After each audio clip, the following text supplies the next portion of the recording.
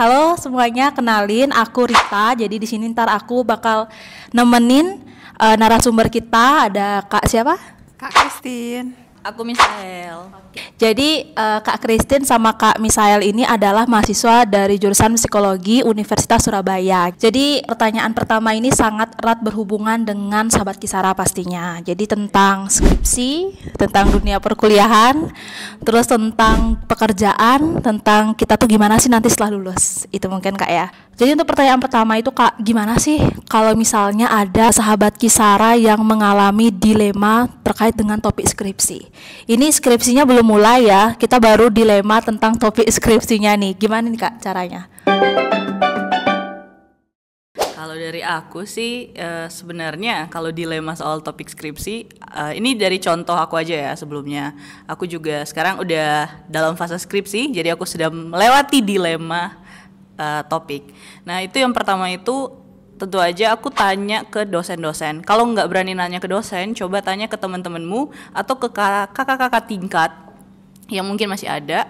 Terus coba tanya-tanya ke mereka kayak misalnya kalau kita pakai satu kasus nih, ini bisa nggak dikembangin lagi jadi topik skripsi? Atau coba tanya ke dosen kayak, Ibu kalau misalnya kasus aku mau ambil kasus kayak mungkin anak-anak berkebutuhan khusus, gimana sih mereka bisa survive di dunia pendidikan gitu. Ini bisa dikembangin kayak gimana sebagai topik skripsi, aku harus ambil yang apa, gimana. Pokoknya lebih banyak diskusi lah sama orang-orang yang menurut kita udah lebih bisa gitu. Dan tentu aja sesuai topik sama kita. Kalau dari aku sih pertama kan pasti skripsi itu ada kuali, kuanti, sama eksperimen kan. Nah itu kalian mikir dulu mau sampai sejauh mana sih kalian tuh ngambilnya, kayak kok mau ngambil kuali yaudah berarti kan kalian cari fenomena yang memang lagi banyak kan, biar kalian bisa dapat datanya banyak. Nah tapi kuali itu memang kalau dari aku sendiri enaknya tuh ngambil datanya kan. Cuman setelah kalian dapat data itu kalian mendalaminya tuh benar-benar harus kayak secara objektif gitu kan. Sementara kok kuanti enaknya itu datanya sudah jelas berdasarkan angka gitu kan, bedanya seperti itu. Nah nanti kok eksperimen, wah itu sudah another level lagi ya, karena kalian eksperimen tuh sudah sedikit repot, tapi ya semangat kok kalian mau ngambil eksperimen gitu. Nah hal untuk menentukan topiknya berangkat dari situ tadi, misal kalian mau ngambil kuali, lihatlah fenomena-fenomena yang terjadi.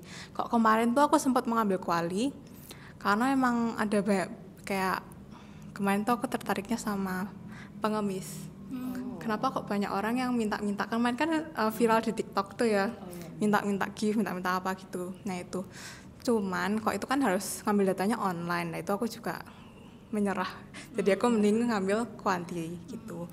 Nah kalau misalnya pengambilan topik ini, kalian biasanya selain itu tadi ada lagi pemikiran dari ngambil dosen yang enak atau ngambil topik yang kalian memang sukai gitu. Kok biasanya ngambil dosen yang enak, biasanya topiknya itu ngikutin topik dari dosennya kan, kayak dosennya tuh expertnya di bidang apa gitu kan. Nah kalau misalnya dari topik yang kalian sukai itu enaknya kalian waktu penelitian tuh lebih enjoy biasanya gitu sih kok dari aku Kak. Dari poin yang tadi aku tuh ambil itu, kita tuh mungkin harus mengenal diri Kak ya. Jadi kita tuh sukanya sama topik skripsi seperti apa. Jadi kalau misal kita udah nentuin topik kan pasti nggak hanya topik Kak ya, tapi kita harus nyusun juga skripsinya. Boleh nggak ceritain apa aja sih kendala nyusun skripsi dan gimana sih caranya untuk mengatasi kendala-kendala itu? Kebetulan sebenarnya ya kalau dari aku itu paling masalah utamaku adalah dimotivasi. Aku udah tahu aku harus mengerjakannya, tapi kayak aku belum mau dan kayak kepikiran kayak mungkin lebih ke aku nggak bisa, aku nggak mungkin bisa mengerjakannya dengan tepat waktu atau gimana. Sama sebenarnya masalahku yang paling utama sebenarnya itu prokrastinasi sih. Jadi aku berpikir masih ada waktu untuk kedepannya. Tapi cara untuk mengatasinya sebenarnya sampai sekarang aku masih cari cara yang cocok ya buat aku. Tapi lebih ke mungkin kalau aku minta teman-temanku untuk ingetin. Jadi misalnya ada minggu ini aku ada deadline untuk mengerjakan untuk presentasi lah ke dosen gitu soal apa yang udah aku lakuin gitu. Aku bakal minta teman-temanku 3 atau beberapa hari sebelumnya untuk ingetin aku, untuk telepon aku supaya ngerjain. Jadi pada saat itu aku ya ngerjain, atau aku mungkin tulis di Google Calendarku, aku ada deadline jadi harus aku kerjain. Yang paling utama itu kita mau atau enggak, karena kalau kita nggak mau pakai cara apapun nggak bakalan berhasil. Mungkin kalau kendala yang aku alami ya, pertama bab 1 sudah paling pusing ngerjainnya. Ya cuman banyak baca sih. Banyak baca. Terus selain itu mungkin time management ya. Time management tuh juga kayak susah banget di aku. Mungkin Kak misal ada beberapa tips-tips buat gimana sih ngelakuin time management itu? Mungkin yang paling pertama itu kita harus bisa kayak menentukan kita mau tujuan kita apa. Misalnya kayak tadi kita mau tujuan kita ya of course lulus skripsi kita selesai kan, itu tujuan kita. Dalam jangka waktu kapan ya udah itu tergantung kamu. Nah terus kita bisa buat skala prioritas gitu. Tentu banget kita nggak mungkin cuma ngerjain skripsi dalam sehari-hari kita. Ada banyak hal. Kayak sekarang kami lagi magang, kita semua ini lagi magang gitu. Jadi pasti ada tugas-tugas magang, tugas-tugas dari kantor. Nah kita bikin list atau skala prioritas di mana kita itu coba ngelis beberapa hal yang harus kita lakukan dalam minggu itu. Terus kita buat jadi yang mana yang harus kita kerjakan yang paling duluan. Aku ada contohnya sih sebenarnya. Ini aku lupa namanya apa. Apaan sih kalau yang ini? Time Management Matrix. Jadi dia itu ada kayak tabel gitu, 4 kolom, 4 kuadran. 4 kuadran. Nanti di kuadran pertama itu ada important and urgent, di mana itu berisi hal-hal atau kegiatan-kegiatan yang harus kamu lakukan dan itu memang benar-benar sangat harus dilakukan sekarang gitu. Itu krisis gitu, emergency gitu. Kalau di kuadran kedua itu ada important and not urgent. Isinya itu hal-hal yang membutuhkan perhatianmu sekarang, tapi memang masih bisa di on hold sebentar. Nah kita lanjut ke kuadran 3. Kuadran 3 itu isinya urgent but not important. Jadi isi hal-hal atau kegiatan-kegiatan yang dia terkesan mendesak, tapi sebenarnya itu nggak penting. Jadi kayak rutinitas kita yang biasanya gitu, nggak masuk di harus dikerjakan hari ini saat ini gitu. Nanti selanjutnya di kuadran 4 itu ada paling terakhir not urgent dan not important. Jadi ini benar-benar kegiatan yang sebenarnya juga kalau kita tidak lakukan tidak masalah gitu.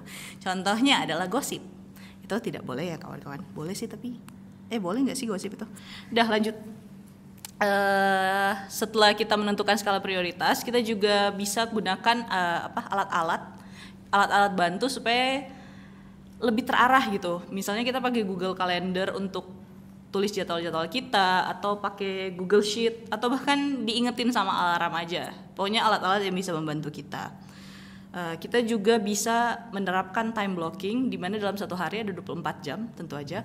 Kita misalnya di jam 6 sampai jam 10 kita mengerjakan skripsi, terus di jam 10 sampai jam 10.01 sampai jam 12 itu kamu istirahat. Selanjutnya kayak gitu. Yang paling terakhir itu ada namanya delegasi. Jadi ketika kamu punya tugas yang lebih penting, kamu bisa meminta tolong ke orang-orang lain untuk coba gantiin tugas yang bisa dibilang tidak terlalu penting untuk sementara, karena kamu punya tugas yang lebih penting. Misalnya kamu sekarang ada meeting, jadi kamu nggak bisa belanja bulanan gitu, kamu bisa minta tolong ke orang lain atau pakai Gojek gitu, kurang lebih kayak gitu. Oke, jadi menarik ya Sobat Kisaraya. Jadi tadi udah dijelasin juga gimana sih cara kita buat ngatur waktu. Untuk skripsi itu kan waktu yang panjang juga. Terus yang jadi kendala dari Kak Misael itu adalah motivasi Kak ya. Motivasi bahwa kita tuh masih ada waktu, tapi ternyata waktu itu yang perlu kita ingat tuh nggak bisa nunggu kita Kak ya. Jadi waktu itu terus berjalan, tapi kita meskipun rebahan tapi waktu tetap jalan gitu. Jadi tadi cukup menarik Kak. Kita tuh nentuin skala prioritasnya apa, habis itu kita tuh juga ngebuat jadwal yang teratur gitu. Tapi aku pernah kayak gitu hanya beberapa hari aja Kak. Habis itu setelah itu nanti kayak ada ajakan-ajakan kemana, jadinya hancur lah itu jadwal-jadwal tuh. Gimana sih Kak caranya nih biar kita tuh bisa konsisten? Ya setidaknya bisa bertahan dalam beberapa bulan lah gitu. Jadi gak yang beberapa hari aja gitu. Kalau dari aku sih, kita harus sadari dulu ya konsekuensinya kita tidak melakukan apa yang sudah kita jadwalkan itu apa. Karena biasanya kalau kita nggak tahu konsekuensinya, kita jadi kayak oh yaudah gitu. Jadi kita harus lebih aware konsekuensinya itu apa. Nah terus misal jam 1 kalian harusnya ngerjain nyicil skripsi, tapi kan malah main-main. Nah kalau gitu berarti kalau bisa waktunya main-main nanti kalian diganti dengan waktu mengerjakan skripsi. Jadi kalian bisa kayak mengatur lebih fleksibel tentang jadwal-jadwal kalian. Nah gimana caranya ya, tadi kayak time blocking itu, karena kok time blocking itu kan bisa dilihat secara visual gitu kan, kayak ada blok-bloknya gitu. Nah nanti kalian bisa alokasikan mana yang lebih penting, mana yang bisa dilakukan nanti. Nah kalau kalian sudah memilih ini yang paling penting untuk dilakukan, kok bisa ya stick to melakukan itu ya, jangan kayak gampang terlena gitu. Kok bisa tetap melakukan itu. Tapi sebenarnya ada masalah baru nih Kak. Jadi masalah kita tuh sudah buat jadwal, terus kita udah taatin jadwal itu, tidak terlena sama jadwal-jadwal yang kita buat itu. Tapi kadang namanya manusiawi ya Kak ya. Jadi kita tuh pasti punya ada titik jenuhnya sendiri gitu. Jadi kalau misal dari Kak Misael atau Kak Kristen ada nggak sih tipsnya gimana supaya kita tuh nggak jenuh sama jadwal yang kita buat? Kalau dari aku sendiri sebenarnya lebih ke kamu udah melakukan jadwal-jadwal itu kan, kamu jadinya apa tadi Kak, bosan jenuh dengan itu. Iya, ini cara paling gampang ya guys, keluar dari jadwal itu cara paling gampang. Tapi maksudnya bukan keluar yang kamu bener-bener hancurin semua jadwal itu, no, bukan. Cuma kayak take a break sebentar aja dalam satu hari. Mungkin kamu bisa ya udah kamu lupain dulu jadwal-jadwal itu, lakuin apapun yang kamu mau, misalnya nonton atau baca buku atau keluar jalan-jalan atau liburan gitu. Aku ada sih. Mungkin daripada keluar dari jadwal itu, lebih baik kita menjadwalkan kapan kita mau istirahatnya. Gitu gak sih? Karena kalian ketika sudah mengatur prioritas tuh, istirahat itu juga termasuk hal yang penting ya. Jadi kalian jadwalkan aja dalam seminggu kapan kalian mau istirahatnya, atau dalam 1 hari kapan sih aku mau istirahat gitu. Jadi kalau misalnya pendapat dari Kak Misael sama Kak Christine itu udah bagus-bagus banget ya. Tapi kadang gini loh Kak, kalau misalnya aku itu sering membuat pembenaran sendiri. Jadi kalau misal lagi banyak kerjaan, itu juga sama ya kayak pertanyaan dari sahabat Kisara yang udah diajuin. Jadi aku juga sering berpikir apa sih yang aku kejar gitu. Jadi kenapa sih aku harus mengejar semua ini? Kenapa aku harus membebani diriku dengan banyaknya pekerjaan? Dan itu kadang menjadi pembenaran buat aku dan memutuskan untuk nggak ngapa-ngapain pada akhirnya gitu. Jadi menurut Kak Kristi sama Kak Misael tuh posisi aku kayak gitu tuh gimana sih? Menurut kalian itu masalah sama sekali atau sebenarnya itu menjadi masalah buat kita gitu? Kalau dari aku sih sebenarnya kan tadi kita bicara tentang sudah mengejar apa gitu ya. Kalau kita ngomong tentang mengejar berarti kan kita ngeliatnya kayak ke masa depan gitu kan. Aku mau nggapai apa sih gitu. Nah sebelum kita mencari tahu kita tuh mau menggapai apa, sebenarnya kita lebih baik dulu melihat ke diri kita sendiri. Sebenarnya kita tuh maunya apa gitu kan. Nah gimana caranya? Ada yang namanya tuh self talk gitu. Nah dengan self talk ini kita tuh bisa tahu kayak kita tuh siapa sih. Kayak misal kamu bisa tanya ke dirimu sendiri. Misal aku kan Christine nih sukanya apa sih? Christine tuh nggak sukanya apa? Christine kekuatannya apa? Christine kelemahannya apa? Nah dari situ kamu tanya-tanya hal yang bisa membuatmu mengerti tentang dirimu sendiri. Nah setelah kamu sudah tahu dirimu sendiri itu siapa, berangkat dari situ kita membuat tujuanku ini sebenarnya ke depan apa, dari kekuatan, kelemahan, keinginan tadi itu semua. Tujuanku ke depan apa yang bisa aku lakukan ke depannya. Setelah sudah tahu tujuannya, baru kita breakdown jadi step-step kecil biar kita bisa melakukannya perlahan-perlahan gitu. Karena kalau misalnya kita mau mencapai tujuan langsung besar itu pasti kita merasa kayak kok tujuannya jauh banget ya gitu. Kalau misalnya kita sudah breakdown kecil-kecil kita merasa kayak aku sudah nyelesain ini, aku udah nyelesain ini, aku 1 langkah lebih maju gitu sih Kak. Oke, jadi jawaban dari Kak Christine itu sangat membuka banget ya. Jadi aku tuh juga kayak gitu Kak. Awalnya tuh aku punya mimpi yang besar, tapi aku udah terlalu fokus sama mimpinya itu, terus aku berpikir untuk mencapai mimpi tersebut tuh harus ngelakuin hal yang besar juga gitu karena mimpinya besar. Tapi ternyata yang harus kita catat di sini adalah kita juga harus menghargai hal-hal kecil untuk mencapai mimpi tersebut gitu Kak ya, supaya nanti juga nggak keburu jenuh, nggak keburu khawatir ya aku nggak nyampe-nyampe. Kami mohon maaf kalau misalnya ada pertanyaan-pertanyaan yang belum sempat kita jawab ya, karena memang ada batasan buat kami kalau misalnya dalam menjawab seluruh pertanyaan dari sahabat Kisara gitu.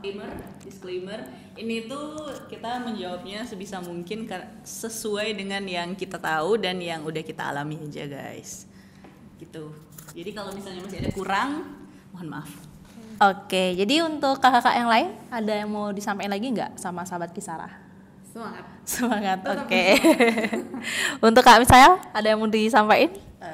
Kalau tadi udah bilang semangat, aku mau bilang jangan nyerah. Udah itu aja. Jadi mungkin gitu aja ya podcast dari kita. Sampai ketemu nanti di video-video yang lain. Dadah.